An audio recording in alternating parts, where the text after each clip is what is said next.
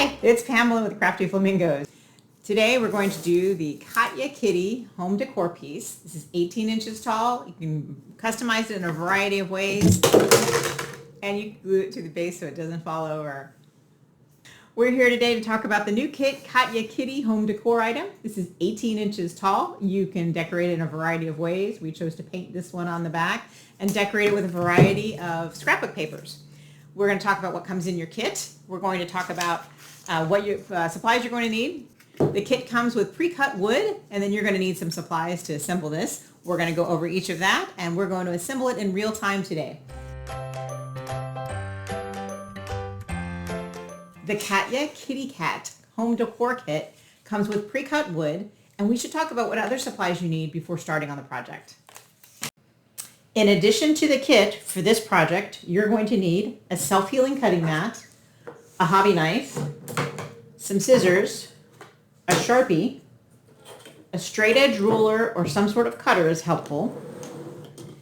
You're going to need glue. We recommend the Aleene's Tacky Glue.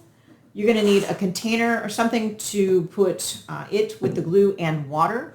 We don't necessarily dilute it, but we get the glue a little bit wet so that it'll flow smoothly across the wood.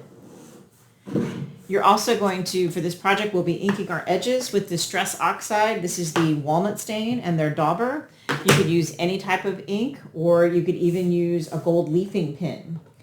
We're going to use, this is a silicone tool to spread the glue around. You can also use your finger if you like. We like this because it rubs right off.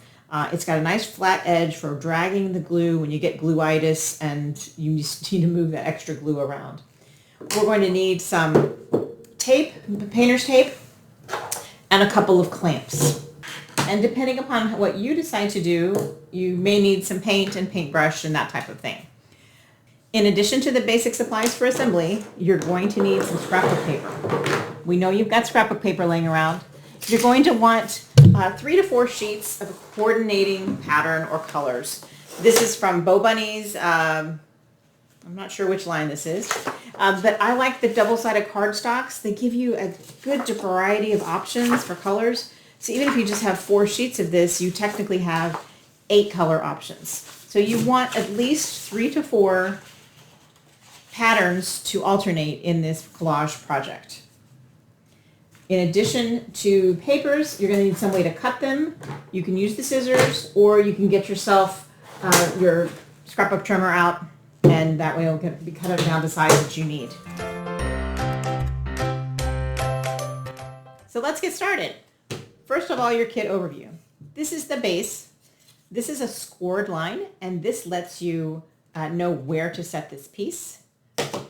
We have a heart. And we have a support piece. It's kind of a funky looking piece. And then this is a puzzle piece right here.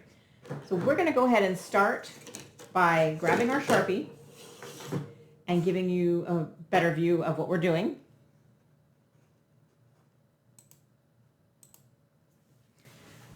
We're going to start by grabbing our Sharpie. All of these scored lines, we just want to color them in. What we're doing is we're creating a seam where our papers will meet, and it's going to create basically a grout line. So we're going to mark all these with Sharpie.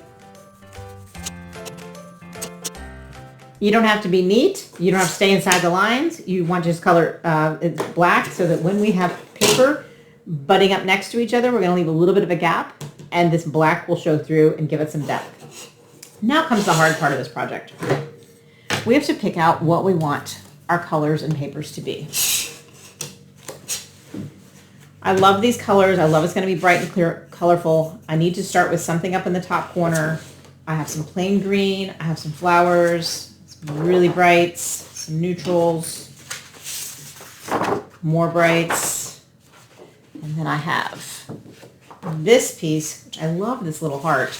And I'm thinking that I want to keep the heart right here. So I want to plan ahead and have that heart in the middle there.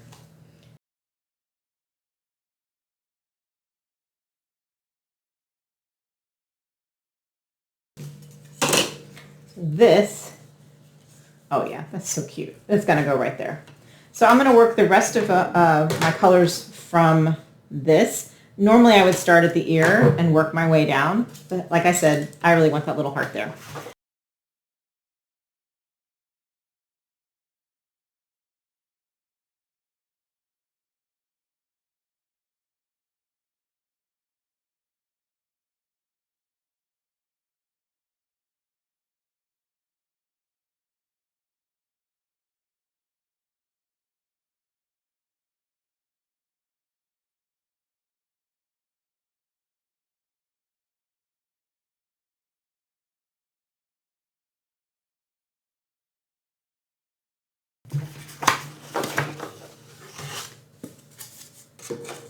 Before we go too far, we're going to take a piece of tape and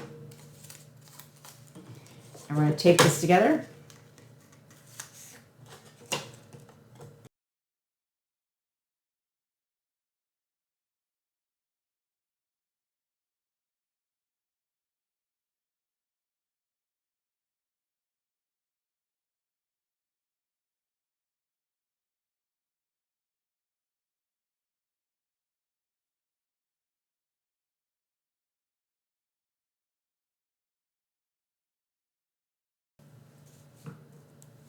What do we think? I'm digging it. It's pretty funky. That's the toughest part. It's figuring out what colors are going where. Now we can start gluing everything down. I'm determined we're going to use this piece. I'm not sure where yet, but I just love that yellow. So let's start with the ear. We're going to shift. Actually, on this one, we're not starting with the ear. This one, we're starting with our heart because we wanted to start with this piece.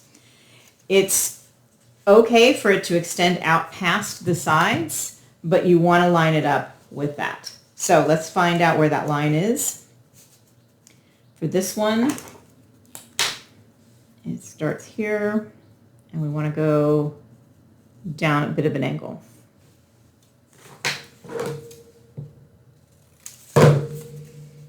Perfect. And then this one starts here and goes up with that angle. And if you miss, all you have to do is either trim it a little bit more, or if you've gone too far, we can increase our black line.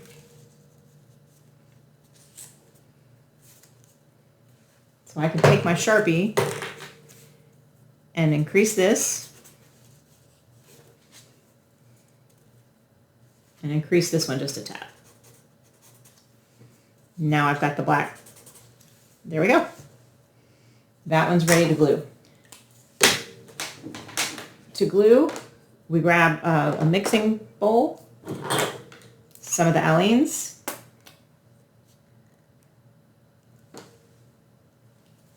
and a little bit of water. We're not trying to water this down as much as we are trying to make it more maneuverable by getting it wet. So we're wetting down the glue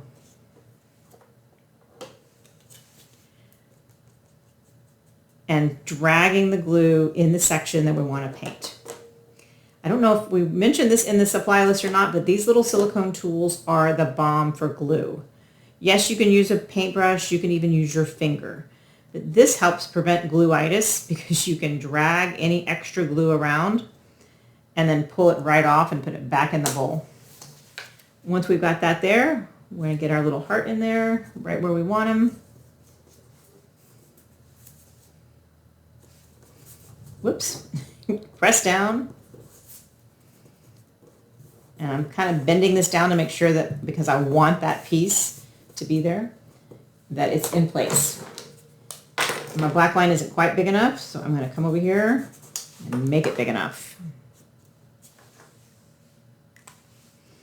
All right, first piece down. I'm going to work this way.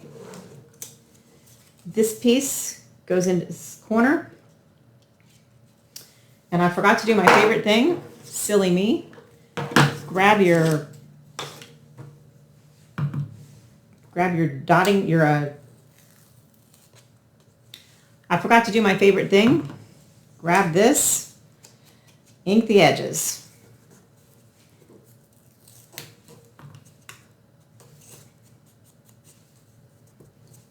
There we go. Now, next one. We're going to fit this into this corner. We know we want to line up there. This is not quite the right angle. There we go. And it's slightly too big, about 1/8 of an inch.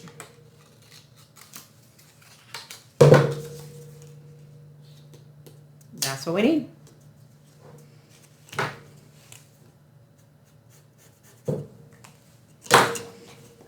Take the edge of the dauber, ink the edges, anything that's going to touch another edge of paper.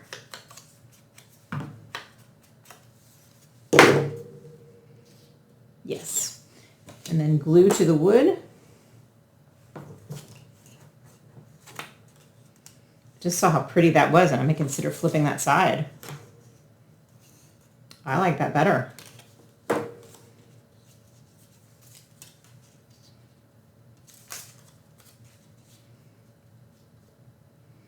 I like that better. The beauty of designing on the fly.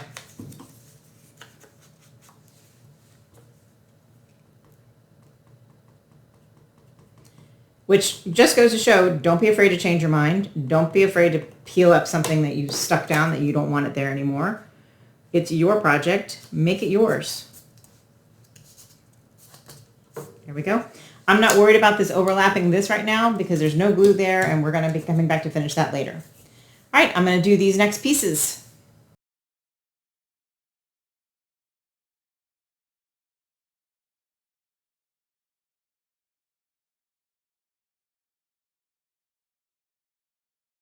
All right, the top half of the kitty cat is done. I'm going to clean up a little bit of our scraps here and move to the next section.